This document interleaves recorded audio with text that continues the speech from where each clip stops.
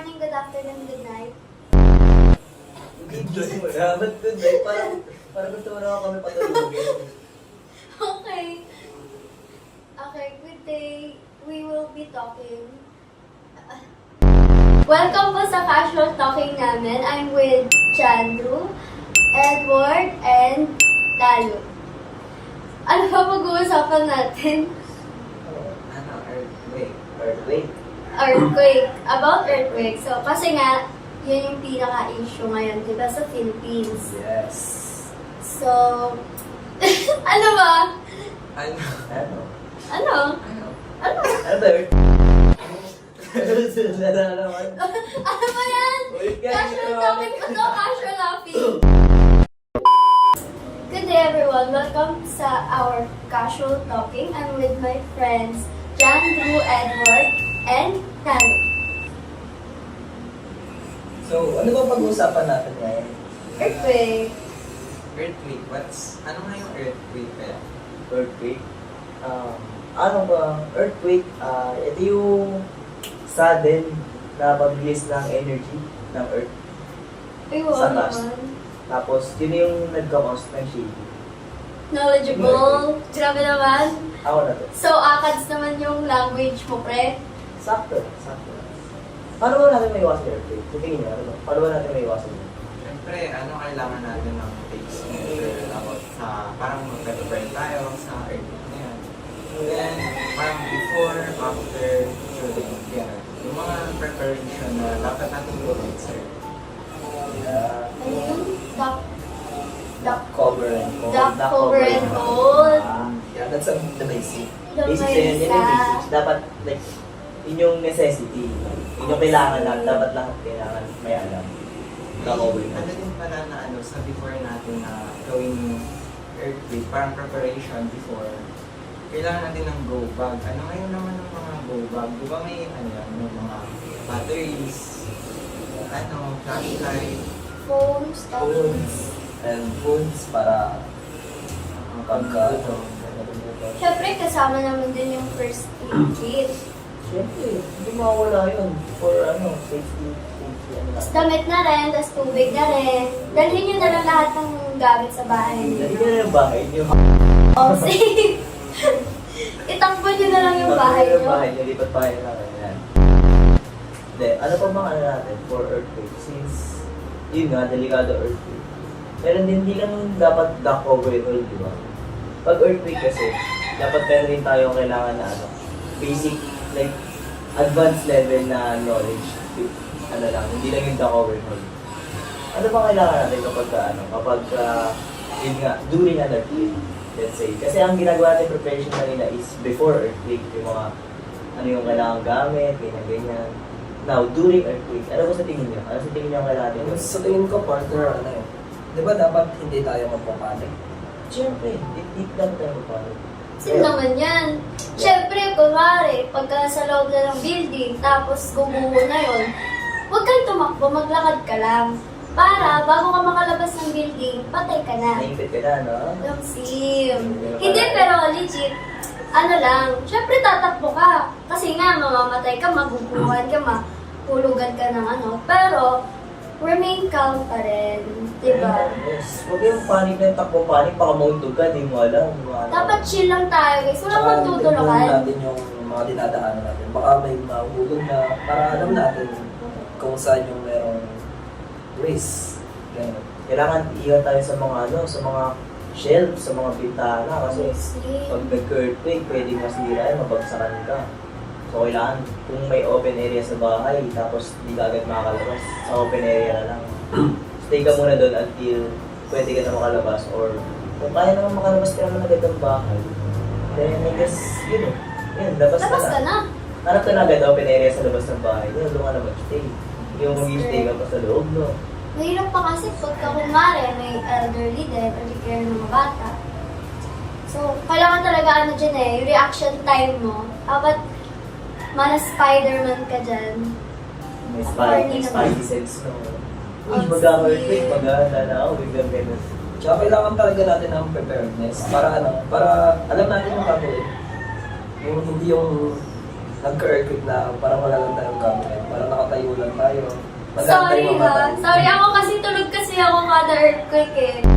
Pasensya na. Sorry partner. Lalo ngayon, di ba, sobrang daming earthquake ngayon sa nangyayari dito sa Pilipinas.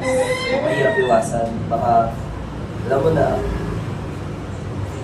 Bakit nga ba parang napatanong ko, bakit nga ba nag-umpisa yung earthquake sa Pilipinas?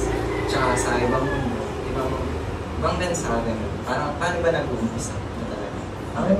Ang sa Pilipinas kasi, kaya mostly common ng earthquake dito sa Pilipinas is, ang location ng Pilipinas ay nakikita yan sa parte ng Pacific Ring of Fire. So, yun yung pag sinabi natin Pacific Ring of Fire, ito yung linya na para siyang pagbilog, kaya nga rin ang tawag. Yun yung may mga active na bulkan, active na tectonic plates. Kaya sa Pacific Ring of Fire, active talaga ang volcano and earthquake. Located tayo sa ring na yun, kaya active ang bulkan sa Pilipinas at earthquake. So, hindi talaga natin maiwasan na, baka bigla-bigla na lang magkaka-earthquake, bigla na lang yung pagsabog ng bulkan, na masusundan ng tsunami. Honestly. Parang yung di ba may sumabog recently? Ano yun? Bulkang, kanlaon pa. Kanlaon. Yung pagsabog ng bulkan na yun, pwede rin mag-cause ng earthquake yun. Biglaan lang alin eh. Hindi natin talaga maiwasan dahil pasok talaga tayo sa archipelago na Ang Pilipinas kasi archipelago na located talaga sa Ring of Fire, Pacific Ring of Fire. So, kailangan talaga, prepared talaga ang buong Pilipinas. Minsan, may nabalitaan ako dun sa balita na marami na salanta dahil siguro yan kulang sa paghahanda. So, kailangan talaga natin ng preparedness talaga. Bago mag-umpisa yung vulkan. Tsaka kailangan din natin ng parang mga signs na kailangan natin makita yung signs ng vulkan kung paano ito sumasabog. Tsaka magpapasinta ng earthquake and such. So, yan yung during na. Paano naman pag after earthquake, paano naman gagawin natin? Siyempre, wala na lindol. Pero kung sabihin mo natin wala na lindol, meron pa rin tinatawag na aftershock. yeah. Meron pa rin yung mga damaged structures, mali mo, nasira yung building. Tapos wala ng earthquake, pero bigla-bigla parang bubuhuto ng walang dahilan. So, paano naman gagawin natin pag gano'n? Pagtapos ng earthquake, ano yung mga sa tingin nating necessities? Paano yung mga gagawin? Sa tingin ko, parang kailangan natin tingnan yung mga gamit na parang possible na kuryente, ganun. Tapos tingnan natin yung mga parang water pipes ba na kung may Water source? Ganon. Then, di ba dapat partner, kailangan mo na natin check natin yung family natin kung okay lang sila. Kung kompleto ba tayo. Lalo na kapag pag walang tao sa bahay, nasa ibang lugar sila. Siyempre, kung may phone, pwedeng contact, kamusta naman sila, baka apektado din sila. Tsaka first aid, kailangan natin ng first aid. Baka malay mo meron na bang tayong bale or sugat, hindi natin na gamot. So baka lumala siya. For me, partner, after ng earthquake na yun, syempre, na tayo? Malis na tayo sa mga alam natin na kunwari may mas malapit na building na sira na, tapos ang aftershock, mas masisira pa. Kaya, as much as possible, hindi muna tayo, mag-chill like parang, di okay na to after ng earthquake. Dapat, layo-layo na rin tayo habang may time pa. Kasi, hindi rin natin madi-distinguish kung gano'n kalakas yung aftershock. Baka mas malakas siya sa main shake. Tsaka partner, yung isa pang kinakatakutan nila yung sa fault line, sa Marikina. So baka yun, mas malakas yun. So mas mahirap. Pag na-apekto na kasi alam ko tawag ko is West Valley Fault Line. Yeah. Yun yung tinatawag na nickname na The Big One. Ay! Yun yung kailangan natin talagang magandaan. Kasi sakop tayo sakop ang Manila, Laguna, part ng Cavite. Grabe, daming sakop talaga yan. So, sa mga apektado dyan, sa mga Cavite, sa mga kailangan talaga ng preparedness. Magandaan para mas konti yung yung magiging epekto sa atin kapag nagkaroon ng earthquake na nakakakas. Malaki pala talaga yun. Malaki talaga yung bigyan. Abot siya ng ano, actually. Abot siya ng, I think, malapit na sa ano, southern part ng Quezon. Uy? Papuntang lower part ng Laguna eh. Basta mahaba talaga siya. And then, ang apektado niya is parte ng Silang Cavite. Apektado. Delikado talaga kasi ang lalakas din ng mga lindol na nag-happenings ngayon. Iba mamaya matrigger yun. Yun pa kaya, ito talaga ang kailangan pagandaan talaga natin yung mga ganitong mga bagay. Hindi natin talaga alam kung kailan na mangyayari ang video na yan. Yan, kaya kailangan po ready tayo and may maalam tayo sa earthquake. And first aid kits na rin. Marami rin kasing nakakalimutan yun, pre. Wala sila mga first aid kits ba? Nila, di kaya like, practices man lang na simple practices na pwede naman natin magawa. May mga ways dyan eh. Like, ipihin natin. Pwede natin magamit yung mga damit, sa pambabuhat, ganyan. Di ba? Tsaka kahit simple practices, friend, sobrang laking tulong nun para, para maano yung, ma-lessen yung maano sa casualty. Yun nga, like, simple lang na mga practices. Like, example is, bandaging. Like, simpleng bandaging lang, malaki na matutulungan. Isipin mo, simpleng sugat na pinabayaan mo lang. At yung pala kakamatay mo dahil sa loss of blood. Infection. Isipin mo, simpleng bandage.